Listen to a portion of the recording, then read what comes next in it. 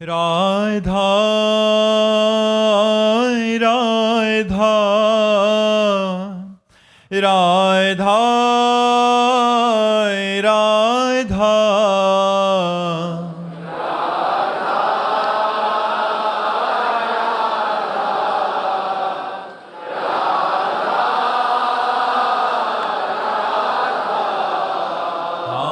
राधा राधा राधा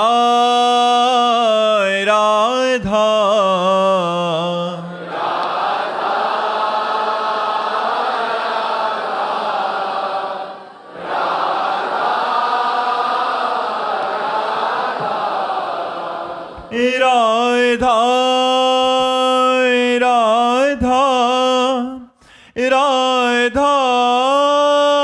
राधा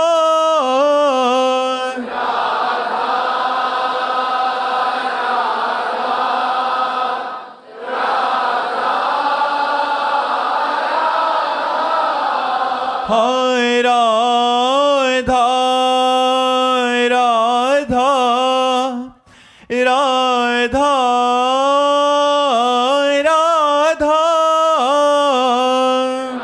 राधा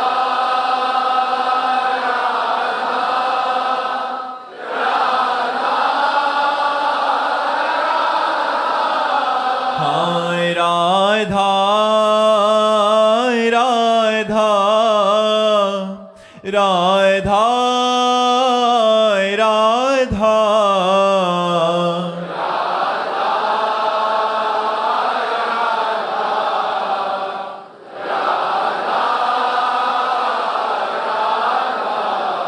हाय राधा राधा राधा राधा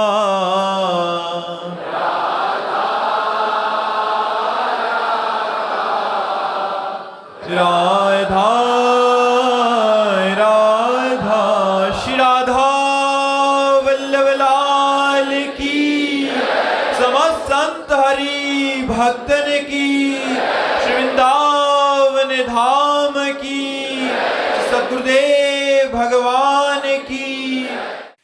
विश्वजीत जी उड़ीसा से। राधे राधे महाराज जी। महाराज जी, भोगे हुए भोग की तृष्णा से भोग की महत बुद्धि पुष्ट होती है, वैसे ही भगवत प्राप्ति की महत बुद्धि कैसे पुष्ट होती है महाराज जी? बार बार भगवान की कथा सुनने से। ये बात पकड़ लो, बार बार भगवान के भक्तों के चरित्र सुनने से। ये दो बातें पकड़ लो। जब हम बार बार भगवान की चर्चा सुनते हैं तो हमारी आसक्ति होने लगती है भगवान में। जब बार बार भक्तों के चरित्र सुनते हैं तो भगवान की चर्चा सुनने से जो आसक्ति होती है उससे बढ़कर भगवान में आसक्ति होती है भक्तों की चरित्र सुनने से। इसलिए दो बातें, भक्त चरित्र और भगवान चरित्र, ये नशा बना लिया जाए तो भगवान में आसक्ति पैदा हो जाए। जब बैठे तो श्रीमद् भागवत की कथा, रामचरितमानस के, भगवान के जो अपने आराध्य देव हों उनके पावन चरित्रों का बार बार पठन, बार बार श्रवण और बार बार गान किया जाए तो चरित्र गान से बहुत जल्दी भगवत आसक्ति पैदा होती है। और भगवत चरित्र गान से ज़्यादा महिमा भक्त चरित्र गान से भगवान में आसक्ति पैदा होती है। तो जैसे भोगों को भोगने से तृष्णा पुष्ट होती है, ऐसे भगवान के बार बार चरित्र गान से, बार बार चरित्र श्रवण से भगवत आसक्ति पुष्ट होती है। अगर भगवत चरित्रों का गान न किया जाए तो भगवत आसक्ति होना बहुत कठिन बात है। इतना कठिन मोह का त्याग करना है कि अन्य साधनों से ये पुष्ट होता रहता है। भगवान की कथा मात्र में इतनी ताकत है कि मोह का नाश कर देगी। महामोह महिषेष विशाला, राम कथा कालिका कराला। ये विशाल महिषासुर है मोह, इसको मारने के लिए राम कथा जो है ये कालिका कराल स्वरूप है। इसलिए भगवान की कथा जब हम गान करते, श्रवण करते हैं तो हमारे मोह का नाश हो जाता है। और मोह गए बिनु राम पद होई न दृढ़ अनुराग। राम कथा, भगवान की कथा, कृष्ण कथा, भक्त कथा, ये हमें भगवद आसक्ति प्रदान करती है। इसलिए जिसको ये रहस्य पता चल गया वो अपने जीवन में दो बातें पकड़ लेता है, एक तो भगवान का नाम और दूसरा भगवान और भक्तों के चरित्र सुनना। बस इतने से हो जाएगा। दो बातें पकड़ ले, इसी में प्रेम हो जाएगा। भगवान का नाम न छूटने पावे और खूब आशा बसन व्यसन याति नहीं, रघुपति चरित्र होए था सुनई। भगवान का जहाँ चरित्र सुनने को मिले, भगवान की लीला कथा सुनने को मिले। हम अपने हृदय की बात कहते हैं। बचपन से सन्यास मार्ग में रहे तो बड़ा ही शुष्क, कहीं ममता नहीं। 13 वर्ष की अवस्था से घर से निकले तो ममता शून्यता ही तो घर से निकालती है। कहीं ममता नहीं, कहीं आसक्ति नहीं, कहीं प्यार नहीं, ना अपने शरीर से न किसी और के शरीर से। कोई परवाह नहीं, न भोजन की, न सर्दी की, न गर्मी की, कोई चिंता नहीं। इतना कठोर हृदय हो गया जब उपासना में, संन्यास मार्ग में बस एकांत खंडहरों में, घाटों में पड़े रहना, भगवत चिंतन करना, वो जो हमारा संन्यास का चिंतन, कोई लीला कथा ये सब कुछ नहीं। अब देखो जीवन का परिवर्तन भगवान मोड़ देते हैं। हम ये कहते हैं कि विषयी पुरुष को भक्त बनाना सरल है, लेकिन एक अहम ग्रह उपासना से परिपक्व हृदय को दासत्व में लाना सबसे कठिन काम है। अगर हमारा कोई उपासक हो तो हमारी बात समझ सकता है। एक पतित विषयी पुरुष को भक्त बनाना सहज है, लेकिन एक अहम ग्रह उपासना, अहम ब्रह्मास्मि की उपासना करने वाले को दासोहम में उतारना बहुत कठिन बात है। लीला कथा का चमत्कार तुम्हें सुना रहे हैं। तुलसी घाट में पीपल के वृक्ष के नीचे बैठे हुए थे। अलग अलग हमारा समय था कि कहाँ बैठेंगे। शाम के 1 घंटा भिखारियों के बीच में बैठते थे, तो जो भी चावल या जो भी सत्तू मीठा जो बचता वो जितना मिला वो लिया, बस एकांत हो गए। 24 घंटे में केवल शाम टाइम भिखारियों की पंक्ति बैठती थी, उसमें दाता लोग आकर भोजन दान करते थे, वही बच पाते। घाटों में ही मिलना, अन्य कहीं से किसी आश्रम से भिक्षा मांगना कुछ नहीं। नहीं मिला तो कई कई दिन भूखे रहते थे।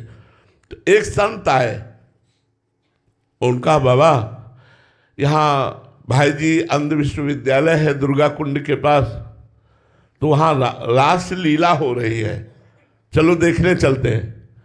तो हमारी अरुचि थी, तो हम कहा नहीं, हमें कुछ नहीं देखना है, आप जाइए ना, आप हमें डिस्टर्ब क्यों कर रहे हैं, हम अपने ध्यान में बैठे हैं, क्यों परेशान कर रहे हैं। और उनका बाबा हम तुमसे कुछ ले थोड़ी रहे, तुमसे कह रहे हैं एक बार चले चलो ना, रास वृंदावन से रास आई है, उसे देख लो चल के। तो हमने कहा कह दिया ना ना, तो आप क्यों परेशान हो रहे हैं। फिर उन्होंने कहा बाबा जब हम कह रहे हैं तो एक बार चल, ऐसे जैसे भगवान महादेव ही उस रूप में आकर हमको प्रेरित कर रहे हैं, चलो इनकी आज्ञा का पालन कर ले। तो दिन में महाप्रभु चैतन्य देव की लीला और रात्रि में रास लीला। जे ही गए तो सभा लगी हुई थी। महाप्रभु चैतन्य देव का वियोग श्री कृष्ण प्रेम का, और शाम के रास लीला। दूसरे दिन हमको कहना थोड़ी पड़ा है, अपने आप सब पहुंच गए। 1 महीने रास लीला जब चली और रास लीला देखा तो लगा अब हम जी नहीं पाएंगे। 1 महीने में भगवान की लीला कथा ने हमारे कठोर चित्त पर इतना प्रभाव किया कि श्री राम शर्मा आचार्य उस समय स्वस्थ थे, तो खड़े होकर वही आचार्य पदवी पर ठाकुर जी को पद आदि के द्वारा लीला प्रकाशित करने के लिए प्रेरित करते थे। हमने सोचा अब लीला के बिना हम जी नहीं सकते, तो इनके चरण पकड़ लो, कह दें अपनी मंडली के साथ रख लो, तो भीख मांगकर खाएंगे भिक्षा और रात दिन इनकी सेवा में रहेंगे, रास लीला देखने को मिलेगी। ऐसा हमारे दिमाग में आया। उठे और भरी सभा में जाके साष्टांग दंडवत की। अब वो ब्रजवासी बहुत प्यार करते रहे, यहाँ भी प्यार करते रहे, आज भी उनका परिवार प्यार करता है। तो उन्होंने कहा अरे मार दियो बाबा, मार दियो बाबा। सन्यासी वेश में थे, बड़ी बड़ी जटाएं और लाल कपड़ा। तो उन्होंने कहा अरे बाबा हम गृहस्थ हैं, तुम विरक्त होकर क्यों प्रणाम करते हो। तो हम रो पड़े। हम कहा महाराज जी हम रास लीला के बिना जी नहीं सकते, अब आप अपने पास रख लीजिए, मैं रोज रास लीला देखा करूंगा और मांग के खाऊंगा, आपसे कुछ नहीं लूंगा। वो मानो सदगुरु के वचन निकल रहे थे उस समय। उन्होंने कहा बाबा मेरी बात मान ले, एक बार तू वृंदावन आ जा, तुझे बिहारी जी कभी नहीं छोड़ेंगे। ये श्री राम शर्मा जी के वचन नहीं थे, ये साक्षात भगवान के वचन थे। अब बस लगन लग गई वृंदावन जाना। अच्छा पैसा रखते नहीं थे, कैसे वृंदावन पहुंचे? पैदल चलना तो रास्ता पता होना चाहिए। तो एक संत मिल गए जुगल किशोर जी, वो भी वृंदावन आ चुके हैं, वृंदावन वास करते। तो उनसे हमने कहा, वो थोड़ा दंडोत प्रणाम और कुछ प्रसाद दे दिया करते। हम कहा आप हमको वृंदावन पहुंचा सकते? बोले हाँ बाबा, आपको वृंदावन की व्यवस्था मैं कर दूंगा।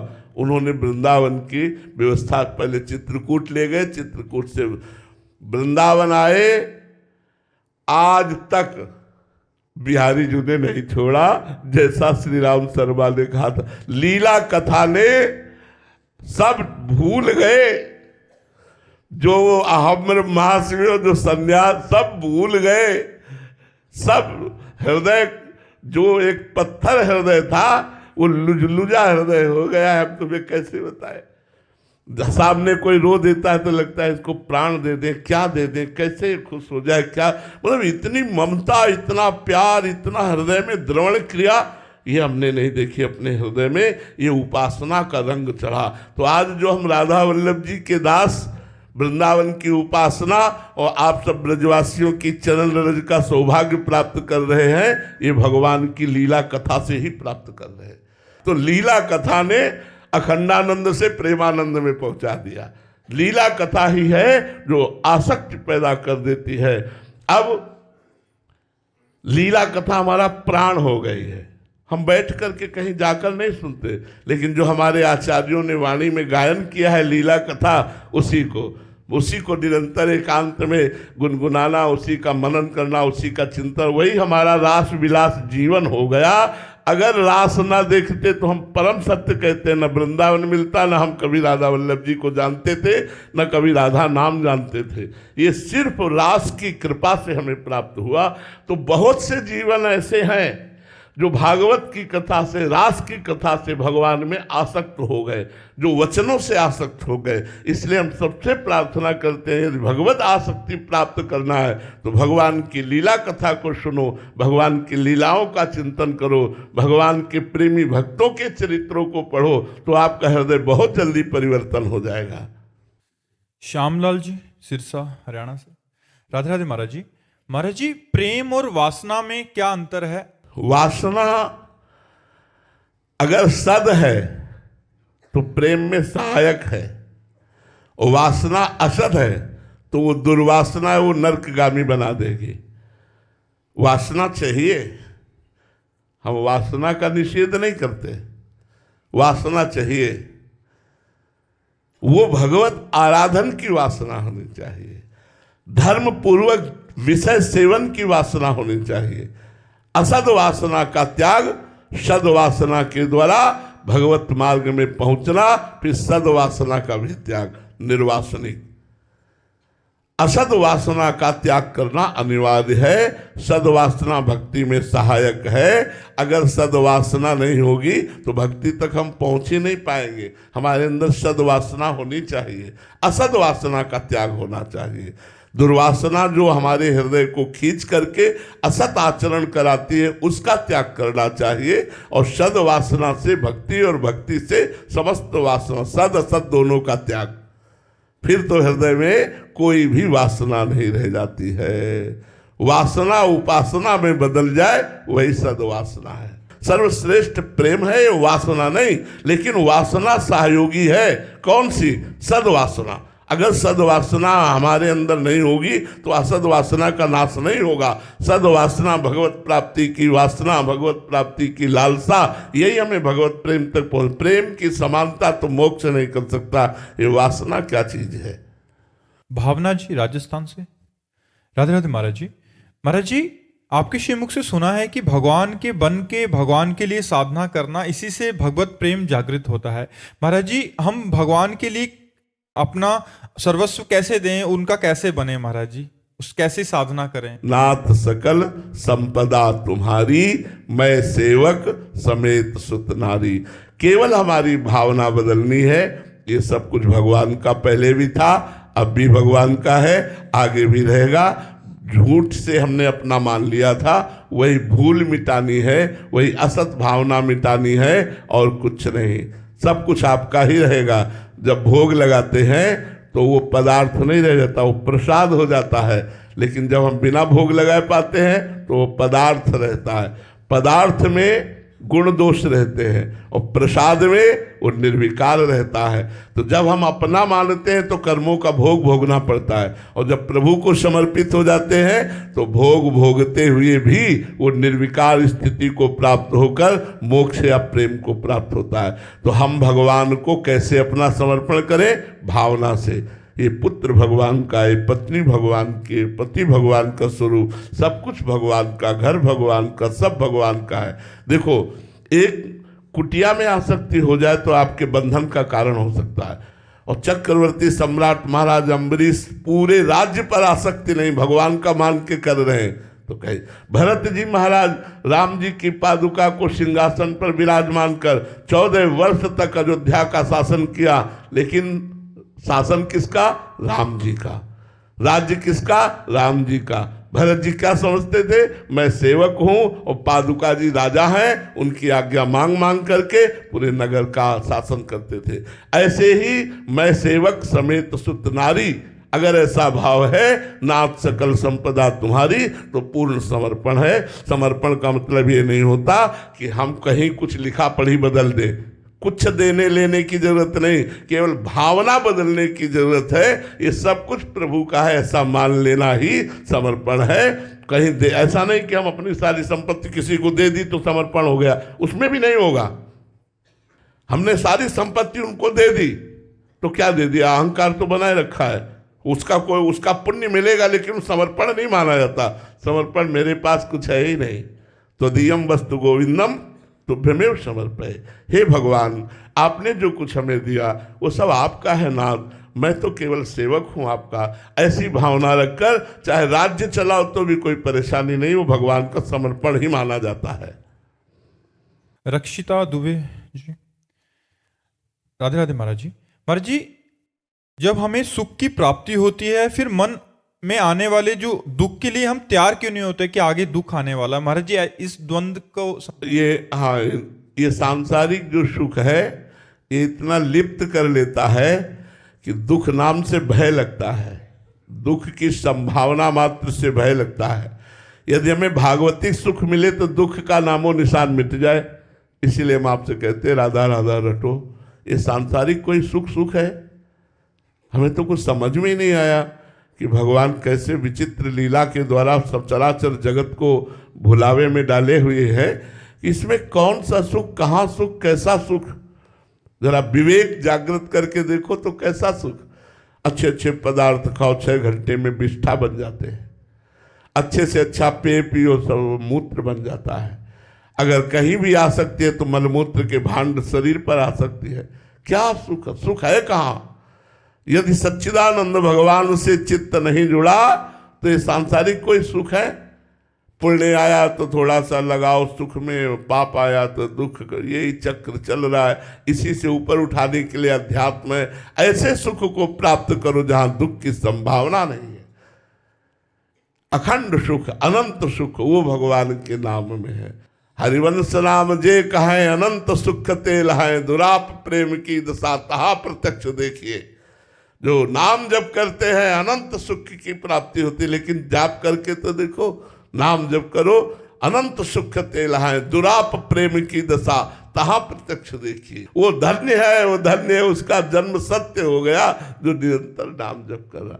नाम जप करो, दुख से घबराओ मत। और दुख है क्या? मन का माना हुआ दुख है। कितना तुम्हें कष्ट बताएं, लेकिन क्या हम दुखी हैं क्या? हम आपको सच्ची कहते हैं, हम जितना सुखी उतना तुम कोई सुखी नहीं हो।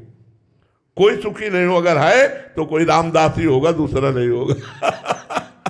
अगर कोई भगवान का दास ही होगा, सोई सुखी होगा। नहीं, हम कहते हैं हमारा मन, हमें नाचना तो नहीं आता लेकिन हमारा मन नाचता रहता है, हमारा मन नाचता रहता है। एकांत में हम आपको कैसे बताएं, मन थिरक थिरक के नाचता है कि बलिहार है गुरुदेव, लगा दिया श्री जी में, लगा दिया, ले तो दुर्गति हो जाती। अब बड़ा आनंद रहता है, बड़ा आनंद रहता है। हम तुम्हें कैसे अपनी वाणी से बताएं, एकदम आनंद, चकाचक आनंद रहता है, हर समय एक आनंद रहता है। उसी आनंद के बल से हम आपके सामने बैठे हुए हैं। इसलिए हम कहते हैं इस दुख को किंचन मात्र भी दुख का अनुभव न कराना, ये राधा नाम का चमत्कार है।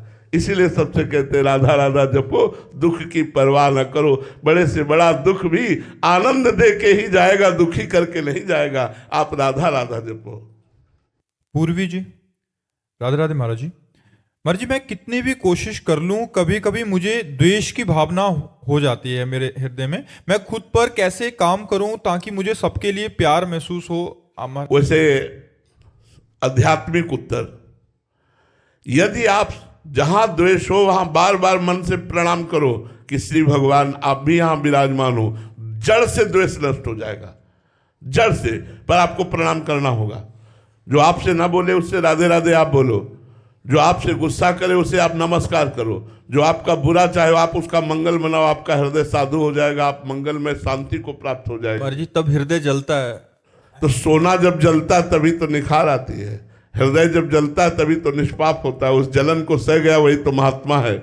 यमहीन व्यथ्यन्ते, भगवान ने कहा, ये व्यथा जो प्राप्त होती है मन को, मन जो जलन पैदा करता है उसे सह गया। यमहीन व्यथ्यन्ते पुरुषम पुरुषर्षभ सम दुखा सुखाधीरम स्वमृतत्वाय कल्पते। काम आया, क्रोध आया, ईर्ष्या आई, द्वेष आई, इसके प्रतिकूल आचरण करने पर हृदय जलता है। उस जलन को जो संभाल गया वही महात्मा हो जाता है। महाराज जी, उसको क्षमा, मतलब अंदर से प्रणाम करके या सामने से तो अहम में चोट पहुंचती है। तो अहंकार ही तो नष्ट करना है। अहंकार में तो काम, क्रोध, लोभ, राग, द्वेष ये रहते हैं, और किस में रहते हैं? इसी घर को तो उजाड़ना है हमको। अहंकार रूपी घर को उजाड़ दो, निर्विकार हो गए। इसी महल में रहते हैं सारे दोस्त। अंतःकरण के अहंकार में ही ये जितने विकार हैं सब रहते हैं, उसी को तो नष्ट करना है। इसीलिए सबको प्रणाम करना है। सिय राम मैं सब जग जानी, करो प्रणाम जोरि जुग पानी। तभी आप निरहंकार होगे, तभी आप महान बनोगे, तभी आप हृदय में आनंदित होगे। नहीं तो राग द्वेष होता रहेगा, संसारिकता बढ़ती रहेगी। महाराज जी, एक बार प्रणाम करने से मान जाए तो ठीक है, फिर ऊपर से और ज्यादा तो हम और प्रणाम करेंगे, हम और प्रणाम करेंगे। हमारा प्रणाम बंद नहीं होगा, उसका राग द्वेष बंद हो जाएगा। तो हमें चाहिए, हम लोग आध्यात्मिक हैं, यदि हमसे कोई द्वेष करे तो भी हम उससे द्वेष न करें। अपनी तरफ से द्वेष करना तो बनता ही नहीं है। सब में श्री भगवान विराजमान है, ये हम आध्यात्मिक उत्तर देते हैं। और ये कभी मत सोचिएगा कि यदि हम द्वेष करने वाले को क्षमा करते रहेंगे तो द्वेष करता ही रहेगा। नहीं, हमने आज देखा है वो प्रेम करने लगेगा, वो द्वेष नहीं करेगा, प्रेम करने लगे। क्षमा में बहुत बड़ी सामर्थ्य है और क्षमा सामने वाले को तुरंत बदल देती है। एक नाथ स्वामी गंगा स्नान करने जाते थे, गोदावरी गंगा के अवगाहन का सौभाग्य रोज प्राप्त करते। तो वहाँ ऊपर से एक विधर्मी वास करता था, उसने देखा है महात्मा गंगा स्नान करके थूक दिया। वो फिर स्नान करने गए, फिर लौट के आए, फिर थूक दिया, फिर स्नान करने 100 बार थूका, 100 बार स्नान करने गए, 100 बार ना तो कुछ बोला ना देखा उसके ऊपर की तरफ। क्षमा ने उसके हृदय का परिवर्तन कर दिया। एक नाथ जी की क्षमा ने उसके हृदय का परिवर्तन किया। वो नीचे उतर कर आया और साष्टांग दंडत हुआ, कहा महाराज क्षमा कर दीजिए। बोले क्यों भैया, क्या गलती हुई? बोले मैंने 100 बार आप पर थूका। भैया ये तो हमारे ऊपर कृपा की, एक दिन में एक बार स्नान करते थे, आपकी कृपा से 100 बार स्नान हो गया, इसमें तो आपने हमारे ऊपर कृपा ही की। वो रो पड़ा कि ऐसे निर्मल महात्मा का मैंने अपराध किया। क्षमा ने उसका परिवर्तन कर दिया। अगर क्षमा ना करते और एक बार भी बार बार थूकता क्यों है, तो वो और थूकता, वो और दुष्टता करता। क्षमा में इतना बल है कि दुष्ट की दुष्टता को मिटाकर उसे साधुता में ले आना। ये क्षमा आध्यात्मिक बल है, ये महान बल है। इसे सबको प्राप्त नहीं होता, सत्संगियों को प्राप्त होता है क्षमा करना। नहीं तो एक गाली दे तो दो गाली देने का मन होता है, जब एक गाली दे हम राधे राधे करके निकल जाए, यही हमारी आध्यात्मिकता है। क्षमा करना कमजोरी नहीं, बहुत बड़ा बल, बहुत बड़ा बल। क्षमा बलवान होता है, वो तो कमजोर होता है जो क्रोध करता है, क्षमा बलवान होती है। अंशु टंडन जी पुणे से, राधे राधे महाराज जी। महाराज जी, श्री राधा बाबा और श्री भाई जी महाराज दोनों ही गोरखपुर की गीता वाटिका के उच्च कोटि के संत थे। उनकी पहली भेंट के बारे में कहा जाता है कि जैसे ही श्री राधा बाबा गीता वाटिका आए और भाई जी महाराज जी से मिले, तभी से श्री राधा बाबा जी के अद्वैत जीवन वेदांत विचारधारा एकाएक श्री राधा कृष्ण भक्ति में परिवर्तित होती गई। महाराज श्री कृपा करके उस भक्ति रस के बारे में हम लोगों को भी बताएं, जिससे बस पल भर के ही क्षण में भगवत प्राप्ति के मार्ग खुल जाते हैं और संत जन आजीवन उस रस का अनुभव करते हैं। ये सबको नहीं मिलता, ये जन साधारण बात नहीं है। बहुत जन्मों की कमाई के बाद ऐसा संयोग बनता है। ये कोई ऐसा थोड़ी है कि छू लिया तो हो गया। भाई जी ने कितनों को छुआ होगा, केवल राधे बाबा को छुआ क्या? वो तो ऐसे दैन्य महापुरुष थे, भाई जी ने केवल राधे बाबा के चरण छुए क्या? इसमें तैयारी राधा बाबा की। भाई जी के हृदय की पूछो तो पूरे विश्व को राधा कृष्ण का प्रेम प्रदान करने के लिए हर समय उत्साहित रहते थे, लेकिन पात्र तो मिले। राधा बाबा की तपस्या, राधा बाबा का ज्ञान, राधा बाबा की पवित्रता, राधा बाबा की जन्म जन्मांतर का भजन अब फलीभूत होने को हुआ तो निमित्त बनाया श्री कृष्ण ने पूज्य भाई जी महाराज को, और जे ही चरण स्पर्श किए बदल दिया। किसने? श्री कृष्ण ने। स्वयं श्री कृष्ण सामने साक्षात खड़े हैं। जहाँ सोहम की वृत्ति चलती थी वहाँ श्री कृष्ण के दास सोहम की वृत्ति आ गई। ये सारा का सारा खेल राधा बाबा का है। हमारी बात मानो ना, हम भाई जी के दास हैं, लेकिन इसमें सारा का सारा खेल उस पूज्य महापुरुष की है जिसने जीवन को राख बना दिया, जिसने जीवन को अपने राख बना दिया। और भाई जी ने जे भी छुआ उस राख को सोने में बदल दिया। तो ऐसा राख कौन बनना चाहता है? सब राधा बाबा जैसी अहम वृत्ति को शून्य करके भगवदाकार वृत्ति को, एक सेकेंड के लिए भी भगवत विस्मरण नहीं था बाबा का, एक सेकेंड के लिए भी। पहले ही इतनी आत्मनिष्ठा थी कि जब पूज्य श्री जयदयाल गोविंदका जी ने कहा कि भाई जी से हनुमान प्रसाद पोद्दार जी से मिले, तो उनका मुझे किसी से मिलने की कोई आवश्यकता नहीं, बाबा के वचन पढ़ लेना।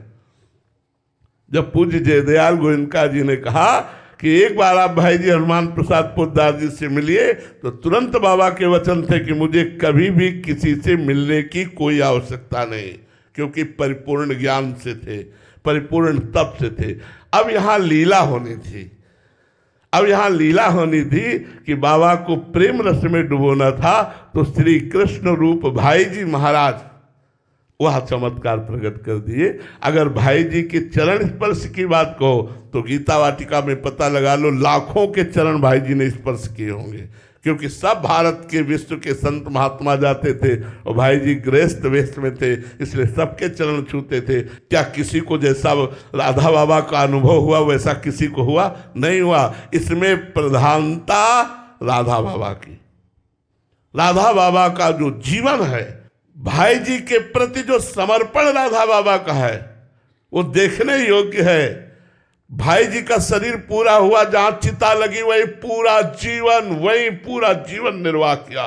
जहां भाई जी बैठे वही बाबा बैठे, जहां भाई जी इशारा कर दिए वही बाबा किए।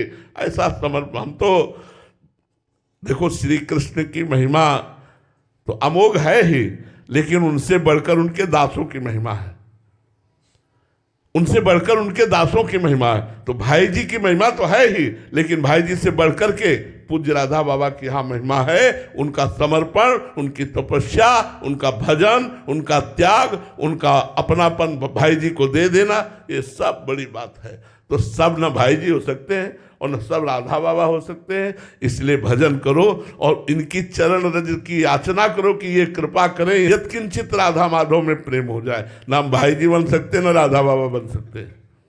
बचपन से राधा बाबा की जो साधना है वो पूर्व जन्म से चली आ रही है। छूते ही काम बन गया, छूते। जैसे पूज्य जगदीश बाबा गौरांग दास बाबा को ये ऐसे ऐसे किया, देख रहे वृंदावन और दिव्य वृंदावन, दिव्य गौवें, दिव्य सगा। क्या उन्होंने किसी को पहली बार छुआ था क्या? सैकड़ों को। वो भजन देखो गौरांग दास बाबा का, समर्पण देखो गौरांग दास बाबा का, प्रियता देखो बाबा के प्रति गौरांग दास बाबा की, वो चीज देख रहे। पात्रता, पात्र है तो रस पिलाने वाला पिला रहा है। हमारे को इन दोनों महापुरुषों की चरण रज की वंदना करके याचना करनी है कि आपकी कृपा से यत्किंचित राधा माधव में प्रेम हो जाए। रामशंकर कुमार जी, पटना बिहार से। राधे राधे महाराज जी। महाराज जी, प्रेम लक्षणा भक्ति को पाने के लिए साधक का दिनचर्या कैसा होना चाहिए और कौन कौन से दोष या अपराध से उसको बचना? पहली बात तो प्रेम लक्षणा भक्ति प्राप्त करने के लिए सदगुरु की शरण। राम कृपा नासै सब रोगा, जब यही भांति बने संयोगा। सदगुरु वैद्य वचन विश्वासा, और संयम यह न विषय के आशा। पहली बात तो भगवान की विशुद्ध कृपा उस पर होती है जो प्रेम लक्षणा भक्ति के मार्ग में चलना चाहता है। प्रथम हृदय श्रद्धा जो करे, आचार्य जन जाय अनुसरे, जहां जहां हरिवंश के। जो प्रेम लक्षणा भक्ति के आचार्य हैं, पहले उनकी शरण होनी चाहिए। अगर हम आचार्यों की शरण में नहीं है तो भगवत प्रेम लक्षणा भक्ति का प्रादुर्भाव होना असंभव है। इसीलिए कहा प्रथम हृदय श्रद्धा जो करे। जो प्रथम हृदय में इस बात पर श्रद्धा कर ले कि बिना आचार्य कृपा के प्रेम लक्षणा भक्ति प्राप्त होना असंभव है। जैसे हमें सहचरी भाव की उपासना करनी है, सहचरी भाव का प्रेम प्राप्त करना है, तो स्वामी हरिदास जी महाराज, हरिवंश महाप्रभु जी, हरिराम व्यास जी, ये महापुरुष प्रकट हुए हैं इसी भाव को प्रकट। हमें ठाकुर जी का सखा भाव प्राप्त करना है तो श्री वल्लभाचार्य जी भगवान, उनके द्वारा बाल भाव और सख्य भाव दोनों भाव की पुष्टता की गई। हम अगर आचार्य की शरण में नहीं है तो मनमानी साधना करके प्रेम प्राप्त कभी नहीं कर सकते।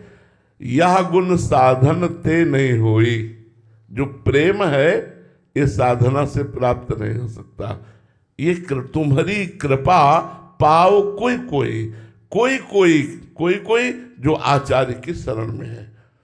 बिना महापुरुषों की शरण लिए हम भगवत मार्ग में चल ही नहीं सकते। वो केवल नाटक होता रहता है, साधन होता है विषय, और साध्य होता है श्री भगवान उसका जो आचार्य शरण में होता है। जो मनमानी आचरण करता है तो साध्य बन जाता है विषय और साधन हो जाते हैं भगवान। वो जीवन भर साधना करता है लेकिन प्रेम का स्फुरण नहीं होता। तो प्रथम हृदय श्रद्धा जो करे, आचार्य जन जाय अनुसरे। आचार्यों का जो आदेश है उसके अनुसार चले। दूसरी बात, रसिकन की सेवा जब होए। क्यों? क्योंकि एक अहम और मम, ये दो बंधन हमें फांसे हुए हैं। अहम और मम, मैं और मेरा, ये माया का बंधन इतना सुदृढ़ है कि बिना गुरु कृपा के, बिना रसिकों की कृपा के, बिना भगवत प्रेमी महात्माओं की कृपा के ये साधना से और पुष्ट होता है, नष्ट नहीं होता। और जब तक ये अहम रहेगा तब तक प्रेम प्रकट नहीं होगा। अहमता और ममता, ये दो बातें इतनी जोर की हैं कि ये अगर पलट जाए दोनों, प्रभु की तरफ हो जाए तो हमारी बात बन जाए। एक अहमता ममता ये जग में है दुखदाई, और ये जब श्री जी की ओर लगे तो होत परम सुखदाई। ये जब श्री जी की ओर लगे तो होत परम सुखदाई। मात तात सुत दार देह में मति अरुझय मति मंदा, हित किशोर को है चकोर लखे तू वृंदावन चंदा। तो हरिवंश महाप्रभु का बच्चा बनकर, शरणागत बनकर वृंदावन चंद्र युगल सरकार का दर्शन करो। कैसे? बोले एक अहमता ममता, ये जग में जो लगी हुई है इसका त्याग कर दो। बोले बड़ी कठिन बात है अहमता ममता का त्याग करना, कैसे त्याग करें? बोले रसिक मंडली में आतन को नीके ढंग लगाओ, दंपति यस गाओ हर्षाओ हित सो रीझ रिझाओ। जो प्रेमी महाभागवत जन है इनका संग करो। अगर प्रेम लक्षणा भक्ति प्राप्त करनी है तो रे मन रसिकन संग बिन रंचना उपजय प्रेम। बिना रसिक महापुरुषों के, भगवत प्रेमी महात्माओं के संग के बिना भगवत प्रेम नहीं प्रकट होता। तो रसिक मंडली में या तन को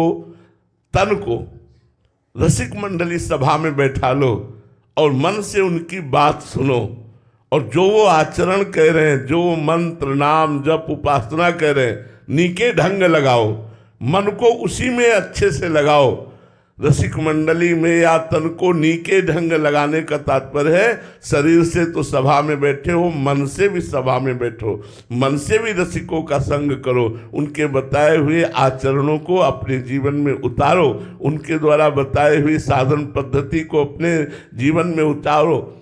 रसिक मंडली में या तन को नीके ढंग लगाओ, दंपति यस गाओ हर्षाओ हित सो रीझ रिझाओ। प्रिया प्रीतम का यश गाओ और नाचो। अरे जीवन में वो मस्ती जो लादी है तो भगवत चरित्रों का खूब गायन करो, खूब श्रवण करो, नाम कीर्तन करते हुए नाचो। मंजीरा बजाकर, ताली बजाकर भगवान नाम कीर्तन करते देखो रोना आ जाएगा। अपने कमरे को बंद करो, खिड़कियों में पर्दा कर दो, कोई देख ना पावे, और फिर मंजीरा उठाओ और फिर नाम कीर्तन राधा राधा राधा और भाव से करो। अगर रोना ना आ जाए तो हमें कहना। नाम की दंपति यश गाओ हर्षाओ हित रीझ रिझाओ। देवन को दुर्लभिया देही तैने सहजी पाई, मन भाई निधि पाई फिर क्यों जान बूझी बिसराई। अब नहीं, अब देरी मत करो। मनुष्य शरीर मिल गया है, सदगुरु आचार्य की शरण में होकर उनके द्वारा बताई हुई अब जो ही कहें करे हम सोई। आयस लिए चले निज दासी, मन कर्म वचन त्रिशुद्ध सकल मत, हम श्रीहित हरिवंशोपासी। जो आचार्य आदेश करे, जो गुरुदेव आदेश करें, उस पर यदि हम जीवन को लगावें तो हमारा काम। सबसे बड़ा बंधन प्रेम न प्राप्त होने का कारण अहमता और ममता है। इसलिए भगवान श्री राम जी ने कहा सबकी ममता ताग बटोरी, मम पद मन ही बांधे बर डोरी। कहीं ममता न रह जाए किसी वस्तु व्यक्ति स्थान में, और कहीं अहंकार न रह जाए। देहाभिमान, विद्वता का, जाति का, कुल का अगर कोई भी किंचन मात्र अभिमान रह जाता है तो भक्ति नहीं आएगी। प्रेम की तो बात जाने दो, साधारण भक्ति नहीं आएगी। विद्या, रूप, महत्व, कुल, धन, यौवन, अभिमान सट कंटक देखे जहाँ रहे न भक्त निदान, रहे न भक्त निदान। स्वांग सम नगर नारी के, विषयन हाथ बिकाए नहीं रिझवन भरतार के। जिसके अंदर ये अहंकार होता है जाति का, कुल का, विद्या का, महत्व का, प्रतिष्ठा का, धन का, उसके हृदय में भक्ति जागृत नहीं होती। ये बड़े बड़े कांटे जहाँ होते हैं भक्ति महारानी के कोमल चरण वहाँ नहीं पधारते। वो भक्ति का स्वांग करके, पाखंड करके विषयी पुरुषों से धन ऐठता रहता है, विषय ऐठता रहता है। वो भरतार श्री हरि को रिझाने की योग्यता नहीं रखता, जिसके अंदर कोई भी अभिमान होता है। भगवान को रिझाने के लिए दैन्य चाहिए, और वो दैन्य भक्तों के संग से आता है। जब हम भगवत प्रेमी महात्माओं का संग करते हैं तो सारा का सारा अभिमान हमारा नष्ट हो जाता है। इसलिए आचार्य की शरण में होकर, गुरु की शरण में होकर उनके बताए हुए मार्ग से चले। और अहमता में ही काम, क्रोध, लोभ, दोष है। अहमता और ममता शून्य होने के लिए हम भगवान नाम जप करें, लीला गायन करें, संतों का चरणामृत, संतों की चरण रज, संतों की आज्ञा का पालन, निश्चित काम बन जाएगा, निश्चित भगवत प्रेम हो जाएगा। इसके अलावा कोई उपाय नहीं। रहो गणित तत्तपसा न याति न चेद्या न निरूपणाद गृहाद्वा न छंदसा नैव जलाग्नि सूर्यो बिना महत्पाद रजोभिषेकम। ये भगवत प्रेम या ब्रह्मबोध तपस्या से नहीं होता, न बड़ी बड़ी यज्ञ करने से होता है, न सूर्य चंद्र अग्नि ग्रह उपासना से होता है, इनसे नहीं होता। ये महापुरुष की उपासना से होता है। जब भगवत प्रेमी महात्मा की आज्ञा का पालन करते हैं तो उनकी चरण रज का दासत्व जब प्राप्त होता है तो उनके चरण रज के अभिषेक से सारा अभिमान नष्ट हो जाता है और हमारे हृदय में भगवत प्रेम या ब्रह्मबोध की आकांक्षा प्रकट हो जाती है। श्री राधा वल्लभ लाल की जय।